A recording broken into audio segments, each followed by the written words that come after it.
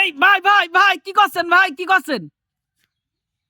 এই যে দেখছেন ভাই তসবিহ, আমি এই তসবিহ গণনা করে সুবহানাল্লাহ আলহামদুলিল্লাহ আল্লাহু আকবার জিকির করতেছি। ভাই তাতে লাভটা কি ভাই? কোনো লাভ নেই ভাই। না যদি আমাদের একটু বলতেন যে কি লাভ। আসলে ভাই এই তাসবিহ দিয়ে গণনা করে কোনো লাভ নেই। তাইলে লাভ আছে আপনি যদি এই আঙ্গুলের গিরিগুলো দিয়ে তাসবিহ করেন তাহলে আপনার লাভ হবে।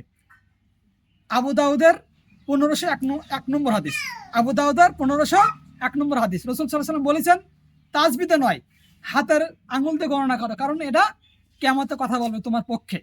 তবে অবশ্যই সুন্নাহ ভিত্তিক। এই দেখেন আপনি যদি সুবহানাল্লাহ সুবহানাল্লাহ সুবহানাল্লাহ এভাবে গণনা করেন তাহলে এটা সুন্নাহ হবে না। যদি আপনি সুবহানাল্লাহ সুবহানাল্লাহ সুবহানাল্লাহ সুবহানাল্লাহ সুবহানাল্লাহ এই ডাইন দিক থেকে শুরু করেন তাই এটা সহি সুন্নাত হবে। এজন্য আসুন আমরা তসবিহতে নয় হাতের আঙ্গুলগুলো দিয়ে গিরেগুলো দিয়ে গুইনা তাসবিহ পাঠ করি। খুব সুন্দর একটা হাদিস আমরা জানতে পারলাম, ধন্যবাদ আপনাকে।